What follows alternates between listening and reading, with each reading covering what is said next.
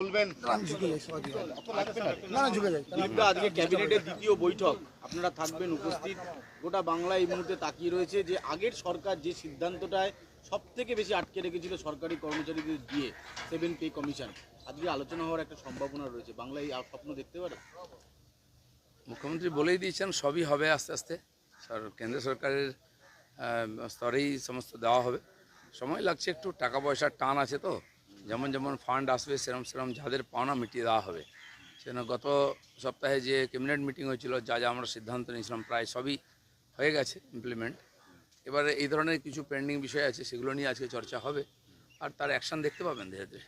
অর্থমন্ত্রক ইতিমধ্যেই বিজ্ঞপ্তি জারি করেছে, যে বয়সসীমা যেটা ঘোষণা করা হয়েছে সরকার পক্ষ থেকে, শুধু কথা নয় কাজে দেখিয়ে দিল। একদম অর্থমন্ত্রক বিজ্ঞপ্তি জারি করে সেই বয়সের ঊর্ধ্বসীমা বিজ্ঞপ্তি প্রকাশ করলো। ক্যাবিনেটে যেটা সিদ্ধান্ত হয় প্রত্যেকটি বিভাগ সেটাকে ফলীভূত করে তাদের মতো করে, সেজন্য তারা আবার সার্কুলার জারি করছে, কাজ শুরু করে দিচ্ছে। ডিপার্টমেন্টাল মিটিংও আমরা করছি গিয়ে, যে কী করে সেটাকে ইমপ্লিমেন্ট করা যায়, যেটা সরকার ঘোষণা করেছে। এবং সমস্ত একদম মানে ইমার্জেন্সিভাবে কাজকর্ম হচ্ছে সব ডিপার্টমেন্টে, সবাই করছেন। মন্ত্রী সংখ্যা কম আছেন, মন্ত্রিসভার বিস্তার হয়ে গেলে আরও ব্যাপক কাজ দেখতে পাবেন। প্রথম মন্ত্রিসভার বৈঠকে আপনারা কড়া সিদ্ধান্ত নিয়েছিলেন যে অনুপ্রবেশ আটকাবো, কেন্দ্রকে জমি দেবো। আজকেও বিএসএফ এর শীর্ষ কর্তাদের সাথে বৈঠক রয়েছে, প্রসেসিং কি এগিয়ে গেছে? প্রসেস শুরু হয়ে গেছে, সেই দিন থেকে বলা হয়ে গেছে, জমির দেখা দেখি মাপ যোগ শুরু হয়ে গেছে এবং হস্তান্তরও শুরু হয়ে যাবে। যে প্রসিডিংস লাগে সরকারি কাজের যে সিস্টেম আছে সেটা মেনেই হবে এবং খুব দ্রুত গতিতেই হবে। রেল চত্বর খালি করার জন্য বিগত 3 বছরে রেলের তরফ থেকে বড় বড় স্টেশন হাওড়া শিয়ালদা এবং তার সঙ্গে কলকাতার যে ছোট ছোট station Dhakuria, Jadavpur, park circus ইত্যাদি, সেখানে একাধিকবার নোটিশ সার্ভ করা হয়েছিল যে স্টেশন চত্বরের যে এনক্রোচমেন্ট বা জবরদখল আপনারা খালি করে দিন। পূর্বতন সরকারের থেকে কোনো ইতিবাচক মনোভাব মেলেনি, নতুন সরকার ইতিবাচক, তাই রেল আস্তে আস্তে সমস্ত স্টেশন সেটা খালি করছে। সেটা নিয়ে আবার বিরোধীদের কটাক্ষ যে যোগী রাজ্যের মতো পশ্চিমবঙ্গটাও আস্তে আস্তে বুলডোজারের রাজ্য হয়ে যাচ্ছে। ওরা কি ভেবেছিল ভোগী রাজ্য চলবে নাকি এখানে? যোগী রাজ্যই মডেল চলবে। দেখুন, যত আমাদের স্টেশন আছে এখানে, তার কোথাও হাঁটার জায়গা নেই, বসার জায়গা নেই। কোনো বয়স্ক মানুষ এসে গেলে একটু বসবে, বেঞ্চগুলোও খালি থাকে না, সেখানেও দোকান লেগে গেছে। মহিলারা, বাচ্চারা দাঁড়িয়ে থাকেন, ট্রেন দেরি হলে খুব অসুবিধা হয়। বৃষ্টি হলে শেডের মধ্যে যেতে পারেন না, সেখানে দোকান লেগে গেছে। হঠাৎ ট্রেন থেকে নামলো, এক গাদা লোক, হাঁটার জায়গা নেই। ট্রেন একটু ঢুকে গেছে, ছুটে গিয়ে আমরা ট্রেন ধরি, 5 জনের সঙ্গে ধাক্কা লাগবে, এইটুকু সরু রাস্তা আছে, সব জায়গায় দোকান। তো যে যেখানে পাচ্ছে বসে পড়ছে, ওখানে খাচ্ছে দাচ্ছে, ঘুমোচ্ছে, নোংরা করছে, কোনো প্রতিবিধান হয় না।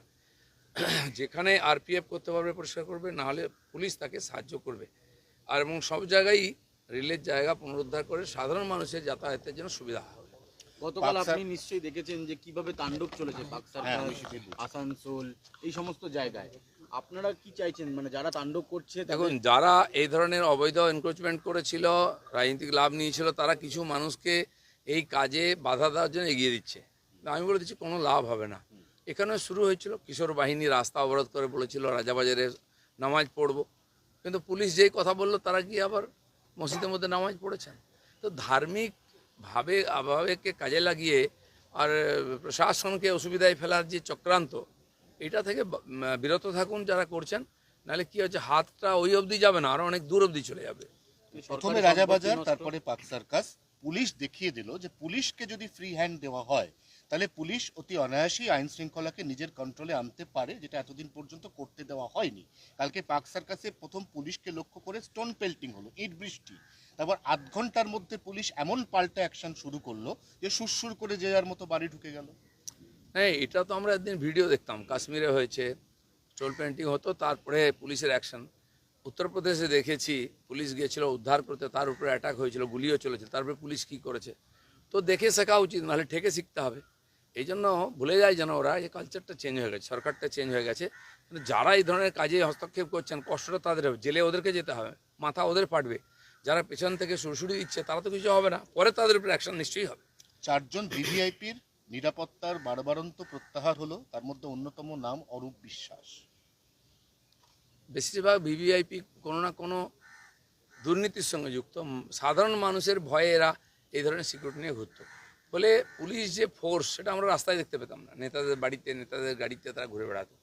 সেই পুলিশ তার ডিউটি করবে, সাধারণ মানুষের সুরক্ষা দেবে, মানুষ নিজেকে সুরক্ষিত মনে করবে। কয়েকজন নেতা সুরক্ষিত থাকতেন, বাকি অসুরক্ষিত।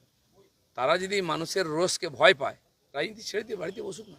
সল্টলেক স্টেডিয়ামে যাতায়াতের সময় আপনি নিশ্চয়ই একটা স্ট্যাচু দেখেছেন, মানে অর্ধেক রয়েছে বডি, তার পা উপর একটা আছে আর বল আছে। বল আছে। নিশীথ প্রামাণিক বলছে এটা রাখা যাবে না, কারণ এটা কোনো মানেই নেই।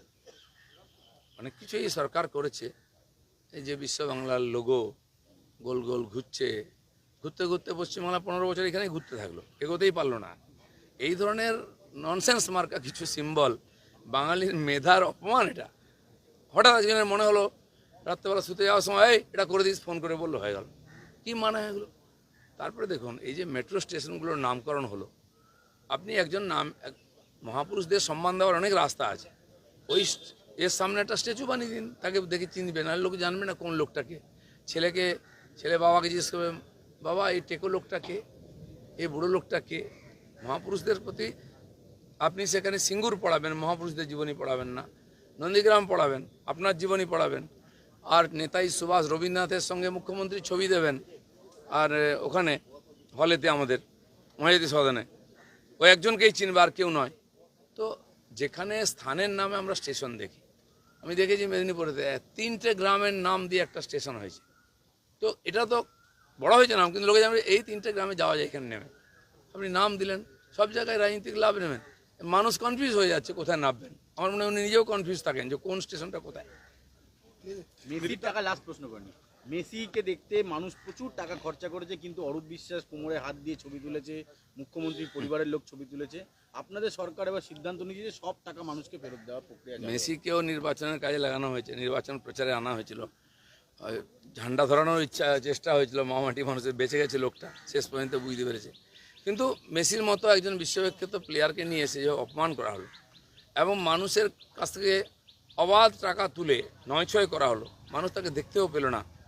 এর সমস্ত ইনকোয়ারি হবে এবং যারা যারা টাকা খেয়েছে, এখন সময় আছে, হিসাব দিন, দিয়ে দিন, নাহলে টাকা তো যাবে, মান সম্মান যাবে, বাড়ির ভাতও খেতে পারবেন না, জেলের ভাত খেতে হবে।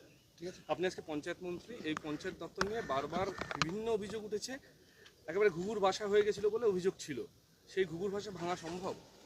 অভিযোগ তো আছেই এখনও, আমরাও জানি। সেই সমস্ত প্রশ্নের উত্তর খোঁজা হচ্ছে। ডিপার্টমেন্টে কয়েকবার বৈঠক করেছি, আজকেও আমি বৈঠক করছি বিভিন্ন বিষয় নিয়ে, সেগুলো চলতেই থাকবে। বেশ কিছু পরিবর্তন হতে থাকবে। আর কর্মচারী খুবই কম, ফলে কোনো প্রকল্প চালু করতে গেলে, ফান্ড এসে গেলে সেটা এক্সিকিউট করার মতোই কর্মচারী নাই। আমি মাননীয় মুখ্যমন্ত্রীকে বলবো যে রিক্রুটমেন্ট হোক পঞ্চায়েতে, কারণ পশ্চিমবাংলার বেশিরভাগ মানুষ পঞ্চায়েতের থেকেই পরিষেবা পান, আর যত ভাতা ইত্যাদি সব পঞ্চায়েত দেয়। তো কয়েকজন কর্মচারী যদি এত কাজ করতে চান, তাহলে পঞ্চায়েতের মূল যে ডেভেলপমেন্টের কাজ সেটা হবে না। সেখানে কেন্দ্র সরকারের প্রকল্প আটকে দেওয়া হচ্ছে, এই করা হচ্ছে। এটা করতে সময় লাগবে, কিন্তু খুব তাড়াতাড়ি কাজ আমাদের চলছে। আজ থেকে সব স্কুলে ম্যান্ডেটরি বন্দে মাতরম। এটা তো হওয়া উচিত ছিল আগে। যেখানে বন্দে মাতরম লেখা হয়েছে, গাওয়া হয়েছে, বন্দে মাতরম বলে গুলি খেয়েছে, ফাঁসিতে গেছে আমাদের আর বিপ্লবীরা, তো ঋষি বঙ্কিমকে আমরা এই জন্য শ্রদ্ধা করি, এটা তার বড় অবদান। তো সেখানে বন্দে মাতরম গাওয়া হবে না, এটা কী করে হতে পারে? অবশ্যই হওয়া উচিত।